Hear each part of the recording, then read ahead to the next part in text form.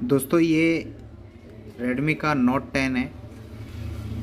Note 10 अगर इसके अंदर आपके नेटवर्क का इशू आ रहा है, नो सर्विस की इशू आ रही है, तो आपको इसमें क्या करना पड़ेगा वही इस वीडियो में आपको बताने वाला हूँ। वीडियो अच्छा लगे तो लाइक शेयर सब्सक्राइब ज़रूर करना, बेल आइकन को भी दबा देना ताकि मेरे द्वारा जो भी नए वीडियो आएंगे उसका नोटिफिकेशन आपको मिलता रहे।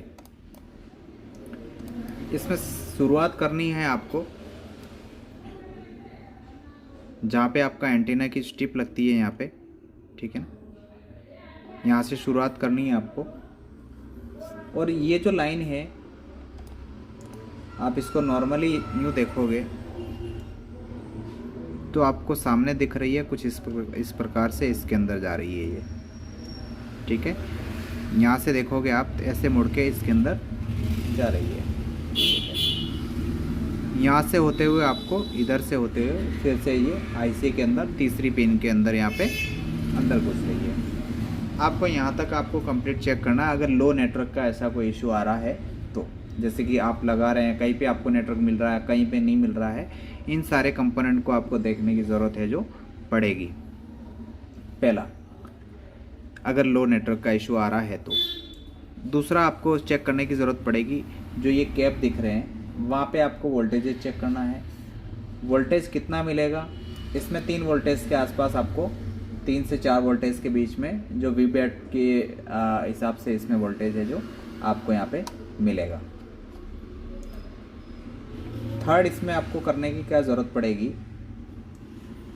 इसमें छठी पिन पे देखेंगे यहाँ से आपको, ठीक है, लगभग मेरे हिसाब से ये कंपोनेंट है छठी पिन पे। तो इस कंपोनेंट पे आप देखेंगे यहाँ पे आपको 1.8 वोल्टेज मिलना ज़रूरी है। यहाँ पे अगर 1.8 वोल्टेज नहीं मिल रहा तब भी आपके नेटवर्क का इशू फ़ोन के अंदर है जो हो जाएगा। नॉर्मली ये चीज़ें चेक करने की है आपके फ़ोन में।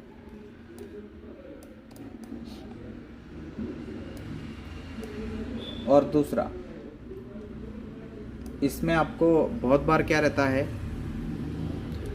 आपका जो HDR है, HDR के कभी भी चेक करने के लिए अगर कहीं पे आपको कुछ भी नहीं मिलता है, जैसे कि मान लो आप चेक कर रहे हैं आपको तो कहीं कुछ मिल नहीं रहा है सॉल्यूशन, तो इनके आसपास में आपको फ़ोन को बंद करना है। आपको फ़ोन को बंद करके फिर उसको ऑन करना है। ऑन करोगे तो यहाँ पे आसपास में किसी भी कंपोनेंट पे आपको चेक करना है, जैसे कि ये कैपेसिटर हो गए, इन पे 1.8 और 1.0 का वोल्टेज बन रहा है या नहीं बन रहा है, ठीक है। इन पे 1.8 का वोल्टेज है जो बनना चाहिए। अगर वो वोल्टेज नहीं बनता है मे बी, ठीक है ना, तो फिर आपके फ़ोन में नेटवर्क का इशू है जो आ जाएगा।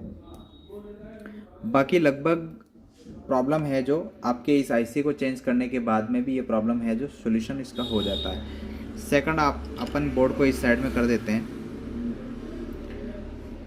जो प्रेजेंट में जो दिक्कतें आ रही हैं, मैंने जहाँ तक देखा है इस फ़ोन के अंदर जो नेटवर्क का इशू आ रहा है वो यहाँ तो इसका 4Gbps से आ रहा है या फिर APT से आ रहा है।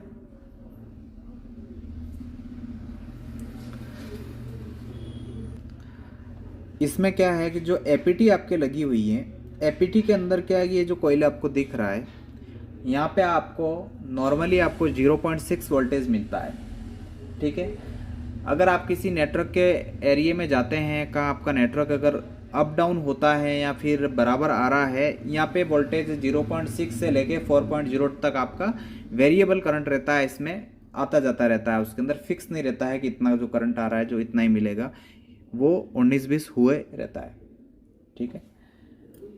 और इसमें आपको क्या चेक करने की ज़रूरत पड़ेगी, फिर यहाँ पे आपको ये वोल्टेज चेक करना ही पड़ेगा, नहीं तो आपको इसका पता नहीं चलेगा। ऑन फ़ोन पे आपको 0.6 वोल्टेज कम से कम आना ही चाहिए बिना सिम कार्ड के यहाँ पे, अन्यथा आपका नेटवर्क है जो नहीं आएगा।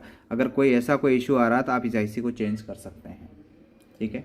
इसके बाद आपका फ़ोन ऑन रहेगा लेकिन इसमें नेटवर्क है जो नहीं आएगा।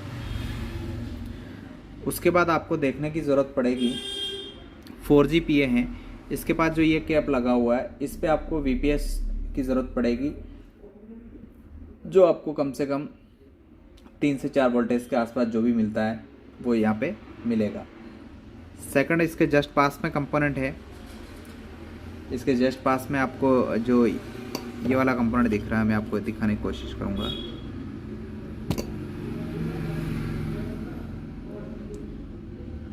ये वाला, इस पे भी आपको वोल्टेज 1.8 है जो वीरेक की लाइन है ये आपको मिलेगा।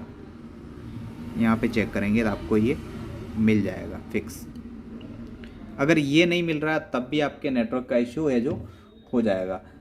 और बहुत बार मैंने ये देखा है कि जो ये 4G का PA है, इसका क्या है कि नीचे का पेड़ है जो ख़राब हो जाता है। मतलब ये जो इसको निकालोगे आप और इसको खाली रिसॉर्ट करके वापस डाल दोगे ना, तब भी आपके फ़ोन में नेटवर्क आ जाता है बहुत बार। ठीक है, अगर आपके नो सर्विस की दिक्कत आ रही है और कोई भी जैसे कि किसी भी सर्विस प्रोवाइडर के नाम है जो उनको सिलेक्ट, जैसे कि 2G 3G 4G PA को अगर बैंड को सिलेक्ट नहीं कर पा रहा है, तब भी उसका जिम्मेदार ये भी होगा और ये भी हो सकता है। कोई भी मिस्त्री आपको प्रॉपरली नहीं बता पाएगा कि ये प्रॉब्लम है इसके अंदर, लेकिन चेक करोगे तो आपको ज़रूर मिलेगी ये वाली सारी प्रॉब्लम है, आपके सोल्यूशन के लिए आपको मिल जाएगा।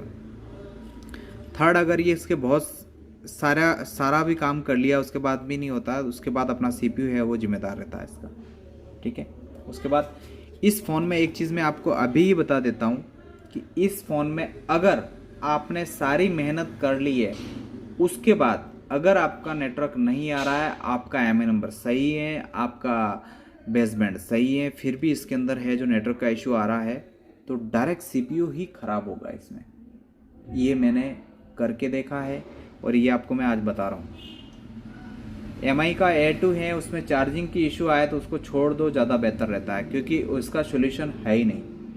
प्रॉब्लम क्या है कि उसमें अगर CPU को चेंज करते हैं ना, CPU को अगर किसी पे स्वाइप भी मार दोगे तो वो भी फेक चार्जिंग होने लग जाएगा। तो इस फ़ोन में भी ये वाली दिक्कत मैंने देखने को मिली मुझे Redmi Note 10 में, कि इसमें CPU में ही दिक्कत आ गई। ठीक है, तो अपन बहुत बार सोचते हैं कि यार मेरे से हो नहीं रहा है, लेकिन होता है, लेकिन वो चीज़ ही ख़राब है तो आप क्या कर लोगे। पॉसिबल ही नहीं है कि वो फ़ोन आपका रेडी हो जाए। तो दोस्तों, आपको ज़रूर इसमें आपको जानकारी मिली होगी कि कैसे क्या करना है इस फ़ोन के अंदर। अगर ये वीडियो पसंद आए तो लाइक शेयर सब्सक्राइब ज़रूर करना।